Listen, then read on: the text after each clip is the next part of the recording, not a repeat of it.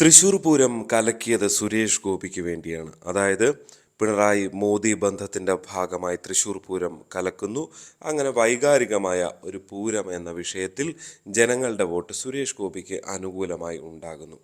ഇത് UDFിൻ്റെയും ഒപ്പം തന്നെ കോൺഗ്രസ് സ്ഥാനാർത്ഥി മുരളീധരൻ്റെയും ഗുരുതരമായ ആരോപണമാണ്. പ്രതിപക്ഷ നേതാവ് VD സതീശനടക്കമുള്ളവർ ഈ ആരോപണം ആവർത്തിക്കുകയും ചെയ്തു. ഫലത്തിൽ ഈ ആരോപണത്തിൽ എത്ര യുക്തിയുണ്ട്?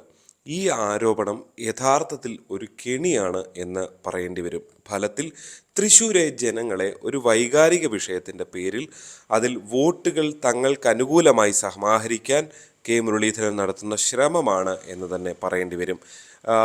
ഇടത് സ്ഥാനാർത്ഥി VS സുനിൽകുമാറും സുരേഷ് ഗോപിയൊക്കെ ഈ ആരോപണത്തെ തള്ളിക്കളഞ്ഞിട്ടുണ്ട്. പ്രധാനമായും നമ്മൾ എടുത്തു കാണേണ്ടത് എന്തിനാണ് ഇങ്ങനെ ഒരു ആരോപണം മുരളീധരൻ ഉന്നയിക്കുന്നത് എന്നുള്ളതാണ്. അവിടെയാണ് ശ്രദ്ധിക്കേണ്ടത്. അതാ CPM-ഉം BJP-യും ഒന്നിക്കുന്നു, സുരേഷ് ഗോപി ജയിച്ചു പോയേക്കും എന്നൊരു വികാരം ഉണ്ടാക്കുക.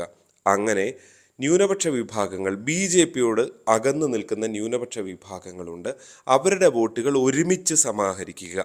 അങ്ങനെ വളരെ ഈസിയായി ജയിച്ചു പോവുക. അതായത് സുനിൽകുമാറിലേക്ക് പോലും ഒരു കാരണവശാലും ആ വോട്ട് പോകരുത്. സുനിൽകുമാർ അത്തരം വോട്ടുകൾ സമാഹരിക്കാൻ അവിടെ വ്യക്തിപരമായ ബന്ധമുള്ള ആളാണ്. അവിടെ ഒന്ന് സുരേഷ് ഗോപി ജയിച്ചു പോകും എന്നുള്ള ഭയമുണ്ടാക്കുന്നു. രണ്ട്, സുനിൽകുമാർ ഉൾപ്പെടുന്ന ഇടതു മുന്നണിയാണ് ഈ നീക്കങ്ങൾക്ക് പിന്നിൽ എന്ന ആരോപണം ഉന്നയിക്കുക. അങ്ങനെ തൃശ്ശൂരിൽ ഏറ്റവും അവസാന നിമിഷം ഒരു വൈകാരിക വിഷയം ഉയർത്തിവിട്ടുകൊണ്ട് ജയിച്ച് കയറാനുള്ള ഒരു കുടിലതന്ത്രമാണ് UDFിൻ്റെ ഭാഗത്ത് നിന്ന് ഉണ്ടാകുന്നത് എന്ന് പറയേണ്ടി വരും. ഈ ആരോപണം സാധാരണഗതിയിൽ നമുക്ക് ശരിയാണെന്ന് പെട്ടെന്ന് ചിലപ്പോൾ തോന്നിയേക്കാം. പക്ഷേ അവിടെയാണ് നമ്മൾ ശ്രദ്ധിക്കേണ്ട ഒന്ന് രണ്ട് കാര്യങ്ങളുള്ളത്. ഇതാ CPM ഉള്ള ഒരു സ്ഥലമാണ്. അതായത് CPM ആണ് ആഭ്യന്തര വകുപ്പ് ഭരിക്കുന്നത്. പക്ഷേ ശ്രദ്ധിക്കേണ്ടത് തൃശ്ശൂർ പൂരവുമായി ബന്ധപ്പെട്ട് തൃശ്ശൂർ പൂരം നടത്തിപ്പിൽ തുടക്കം മുതൽ ഇടപെട്ടിരുന്ന ആളുകളാണ് അവിടുത്തെ മുൻ MLA മന്ത്രിയും കൂടിയായിരുന്ന VS സുനിൽകുമാറും ഒപ്പം തന്നെ മന്ത്രി രാജനും. തൃശ്ശൂരിൽ ഈ പൂരം എക്സിബിഷനുമായി ബന്ധപ്പെട്ട തറവാടക വിഷയത്തിലൊക്കെ പലതരം തർക്കങ്ങളുമുണ്ട്. തൃശ്ശൂർ പൂരവുമായി ബന്ധപ്പെട്ട് കാലങ്ങളായി പല അസ്വസ്ഥതകളും അവിടെ ഉണ്ടാക്കുന്നുണ്ട്. പക്ഷേ ആ സമയത്തൊന്നും ഇല്ലാത്ത എന്താ പറയുക, ആ സമയത്തൊക്കെ കൃത്യമായി ഇടപെട്ടിരുന്ന ആളുകളാണ് മന്ത്രി രാജൻ ഉൾപ്പെടെയുള്ളവർ. ഈ വിഷയത്തിലും ഇപ്പോൾ രാത്രി നടന്ന സംഭവം പലതരത്തിലുള്ള ചർച്ചകൾ നടക്കുന്നു. സുനിൽകുമാർ അടക്കം പറഞ്ഞ ഞാൻ ഉൾപ്പെടെയുള്ളവർ ഫോണിൽ ചർച്ചകളിൽ പങ്കെടുക്കുന്നുണ്ട് എന്നുള്ളതാണ്. സുരേഷ് ഗോപി പക്ഷേ നേരിട്ട് പോയി എന്നുള്ളതാണ്. സ്വാഭാവികമായി BJP പ്രവർത്തകർ കുറച്ചുകൂടെ ഒരു ക്ഷേത്ര വിഷയമായതുകൊണ്ട് കുറച്ചുകൂടെ ആവേശം കാണും. അങ്ങനെ സുരേഷ് ഗോപിയെ വരുത്തിയതായിരിക്കും എന്ന് തന്നെ പറയേണ്ടി വരും. സുരേഷ് ഗോപിയെ വിളിച്ചു വരുത്തി എന്നുള്ളതാണ്. എന്നെ വിളിച്ചിട്ടാണ് ഞാൻ പോയത് എന്ന് സുരേഷ് ഗോപിയും പറയുന്നുണ്ട്. തൊട്ട് പിന്നാലെ ഇതൊരു വലിയ വിവാദം, ഈ മുരളീധരനൊക്കെ ഇത്തരം ആരോപണം ഉന്നയിക്കുന്നതിന് മുൻപ് വരെ വളരെ മെച്ചുവറായി ഇത് രാഷ്ട്രീയമായി ഉപയോഗിക്കരുത്, തങ്ങളുടെ രാഷ്ട്രീയ വിഷയമല്ല, അവിടെ ഒരു പ്രശ്നമുണ്ടാകാതെ തണുപ്പിക്കാനാണ് താനൊക്കെ പറഞ്ഞാൽ കുറച്ചാളുകൾ തിളച്ചു നിൽക്കുന്ന ആളുകളൊന്ന് തണുക്കുമല്ലോ, അത് വിചാരിച്ചാണ് പോയത് എന്ന വളരെ നല്ല മറുപടിയും സുരേഷ് ഗോപി നൽകുന്നുണ്ടായിരുന്നു. പക്ഷേ അതിനിടയിലാണ് തൊട്ടിപ്പുറത്ത് എടുത്തു പറയേണ്ടത് ഈ കുളം കലക്കി മീൻ പിടിക്കാനുള്ള ഒരു ശ്രമം UDFിൻ്റെ ഭാഗത്ത് നിന്ന് ഉണ്ടാകുന്നത് എന്നുള്ളതാണ്. ഫലത്തിൽ ഇതുവരെയുള്ള തൃശ്ശൂരിലെ എല്ലാ വിഷയങ്ങളെ മാറ്റി നിർത്തി ഒരു വൈകാരിക വിഷയം ഉണ്ടാക്കിയെടുക്കുക എന്ന് പറഞ്ഞാൽ അത് UDF ഉണ്ടാക്കിയതല്ല, അത് സർക്കാരിൻ്റെ ഭാഗത്ത് ഫലത്തിൽ വീഴ്ചയുണ്ടാകുന്ന കാര്യത്തിൽ നമുക്ക് യാതൊരു തർക്കവുമില്ല. കാരണം സർക്കാരിൻ്റെ ഭാഗമായ പോലീസിൻ്റെ ഭാഗത്താണ് ഇത്തരം നടപടികൾ ഉണ്ടാകുന്നത്. ആ പോലീസ് കമ്മീഷൻ നേരിട്ടാണ് ഇടപെട്ടത്. അതായത് പലയിടങ്ങളിലും നമ്മൾ ഇന്നലെയൊക്കെ സംസാരിച്ചിട്ടുള്ളതാണ്. ഈ ശ്രീരാമൻ്റെ വില്ല് കുലയ്ക്കുന്ന ശ്രീരാമൻ്റെ കുട കൊണ്ടുപോകുമ്പോൾ, പട്ട കൊണ്ടുപോകുമ്പോൾ, വിളക്ക് പിടിക്കാൻ വന്ന ആളെ തടയുന്നത്, ഇങ്ങനെ ഒരുപാട് കാര്യത്തിൽ അയാളുടെ ഇടപെടൽ വളരെ ദുരൂഹമായിരുന്നു.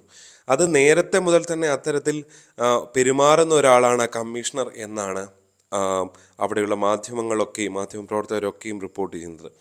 അങ്ങനെ തന്നെ വിശ്വസിക്കേണ്ടി വരും. കാരണം ഈ പിണറായി സർക്കാരിൽ പിണറായി വിജയൻ്റെ ഒരു പ്രശ്നമുള്ളത്, അവർ ഉദ്യോഗസ്ഥരെ പലപ്പോഴും അമിതമായി വിശ്വസിച്ച് കയറൂരി വിടും. അതായത് ജനങ്ങളുടെ പൾസ് എന്ത് എന്ന് മനസ്സിലാക്കാതെ കയറൂരി വിടുന്ന സമയത്ത് ഉണ്ടായ അനിഷ്ട സംഭവമാണ് കഴിഞ്ഞ തവണയും ശബരിമലയിൽ സമാനമായി റോഡിൽ വാഹനങ്ങൾ തടഞ്ഞിടുകയും കാടിനുള്ളിൽ ഒരു വെള്ളം പോലും കിട്ടാത്ത സ്ഥലത്ത് പോലും തടഞ്ഞിടുന്ന ഒരു സാഹചര്യം ഉണ്ടായിട്ടുള്ളത്. അതിൻ്റെ ഒരു തുടർച്ചയായിട്ടാണ് ഈ സംഭവം ഉണ്ടായത് എന്നാണ് ഇന്നലെ മുതൽ നമ്മൾ സംസാരിക്കുന്നത്. ഒരു കാര്യം ഉറപ്പാണ്, പക്ഷേ ഈ ഉത്തരവാദിത്തത്തിൽ നിന്ന് ആഭ്യന്തര വകുപ്പ് ഭരിക്കുന്ന സർക്കാരിന് മാറി നിൽക്കാൻ കഴിയില്ല എന്നുള്ളതാണ്. ഇപ്പോൾ ഇതിൽ ഇടപെടാൻ അല്പം വൈകി, രാത്രിയൊക്കെ വൈകി മന്ത്രി കെ രാജൻ ഉൾപ്പെടെയുള്ളവർ എന്നതിലും സംശയമില്ല.